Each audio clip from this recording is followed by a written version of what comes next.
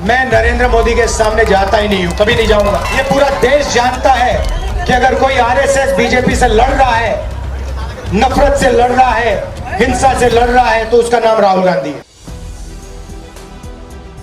मैं नरेंद्र मोदी के सामने कभी जाता ही नहीं हूं और ना ही जाऊंगा। पूरा देश जानता है कि अगर बीजेपी, आरएसएस और नफरत के खिलाफ कोई लड़ सकता है तो उसका नाम राहुल गांधी है। क्या राहुल गांधी के इसी एटीट्यूड से भारतीय जनता पार्टी कथित तौर पर बौखला गई है? क्या राहुल गांधी को चुनावों से पहले एक बार फिर से फंसाने की कोशिश की जा रही है?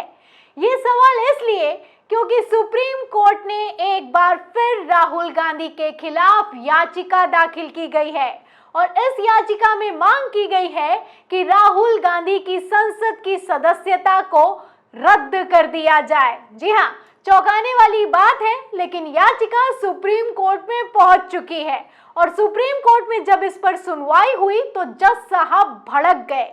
जज साहब ने क्या कुछ कहा, सुप्रीम कोर्ट में क्या हुआ, कैसी तल्ख टिप्पणी की गई है, आपको पूरा मामला बताएंगे।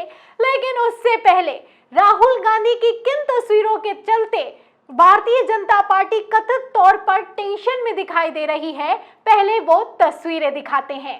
तस्वीरें आप अपनी फुल स्क्रीन पर देखिए। आप तस्वीरों में देख सकते हैं, ये राहुल गांधी की एक दिन पहले की गई तेलंगाना की रैली है। आप रैली की तस्वीरों से अंदाजा लगा सकते हैं कि कितना भारी जनसैलाब है। जहां तक नजर जाती है वहां तक सिर्फ और सिर्फ पब्लिक नजर आती है।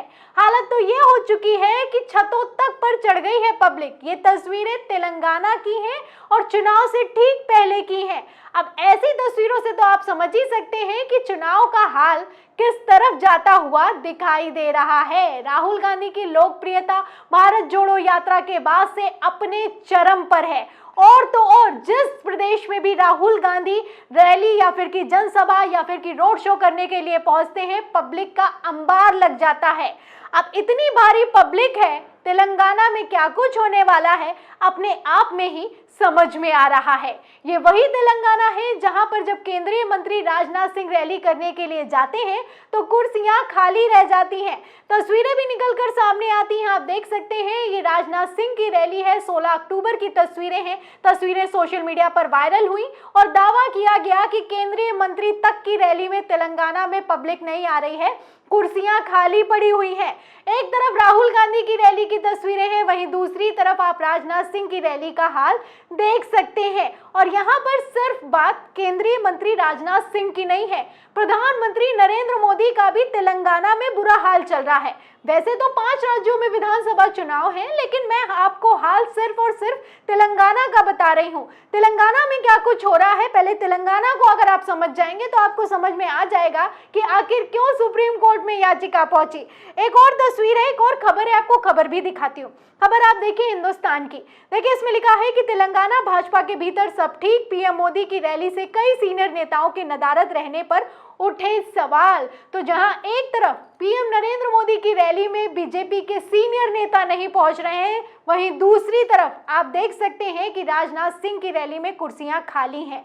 लेकिन राहुल गांधी की लोकप्रियता अपने चरम पर दिखाई दे रही है। तेलंगाना की अगर बात की जाए तो तेलंगाना का चुनाव भारतीय जनता पार्टी के लिए बहुत मुश्किल दिखाई दे रहा है। इसका अंदाजा आप इस बात से लगा सकते हैं कि प्रधानमंत्री नरेंद्र मोदी की तरफ से खुद ऐलान किया गया है कि वो तेलंगाना में आने वाले दिनों में 6 रैलियां करने वाले हैं। अब 6 रैलियां करें या फिर कि 10 रैलियां करें या फिर कि मोदी का ही चेहरा चमकाया जाए, लेकिन मैं आपको बता दूं कि तेलंगाना के जो सर्वे निकलकर सामने आ रहे हैं उसमें भारतीय जनता पार्टी का बुरा हाल है। कितना बुरा हाल है, आपको एक सर्वे भी दिखा देती हूँ। सर्वे आप देखिए पोल ट्रैकर का।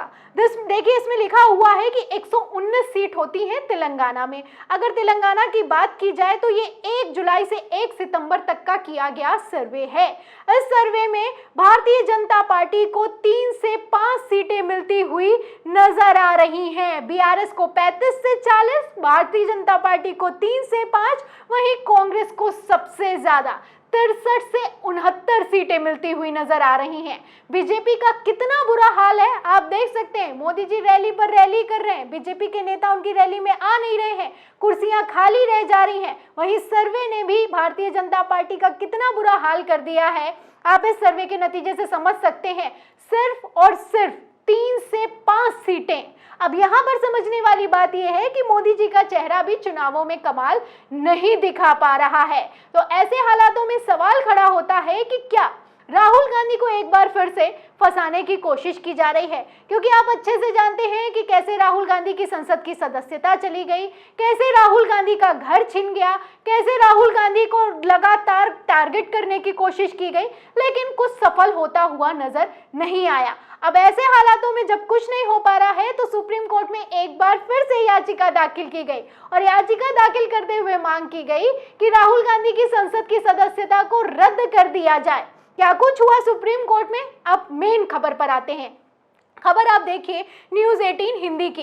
देखिए इसमें लिखा है कि राहुल गांधी की लोकसभा सदस्यता को बहाली दी थी चुनौती, सुप्रीम कोर्ट ने खारिज की पीआईएल, लगाया 1 लाख रुपए का जुर्माना। तो 1 लाख रुपए का जुर्माना लगाया गया है।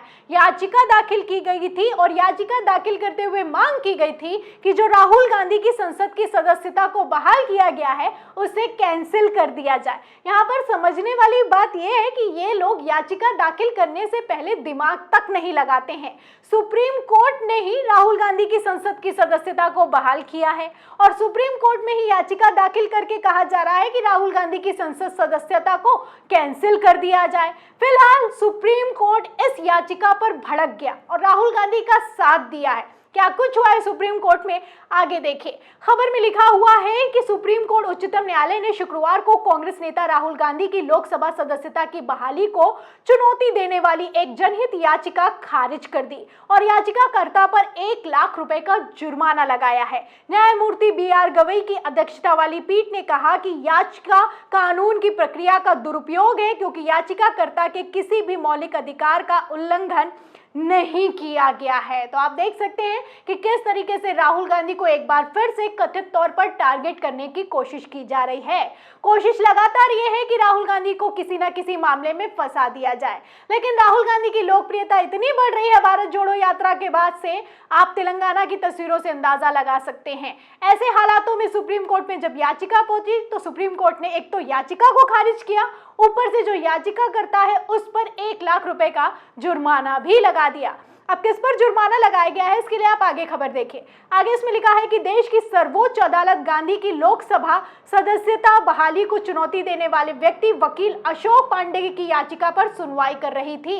तो ये वकील अशोक पांडे हैं। जहां पर भारतीय जनता पार्टी खुलकर सामने नहीं आ पाती है, वहां पर कोई ना कोई ऐसा वकील या फिर कि कोई नेता खड़ा कर दिया जाता है जो कि याचिका दाखिल करता है। फिलहाल सबको समझ में आता है कि ये याचिकाएं कहां से दाखिल करवाई जा रही हैं। अब अशोक पांडे ने याचिका तो दाखिल कर दी, लेकिन अब जब 1 लाख का जुर्माना देना है तो कौन इनका साथ देगा, ये भी अपने आप में समझने वाली बात है।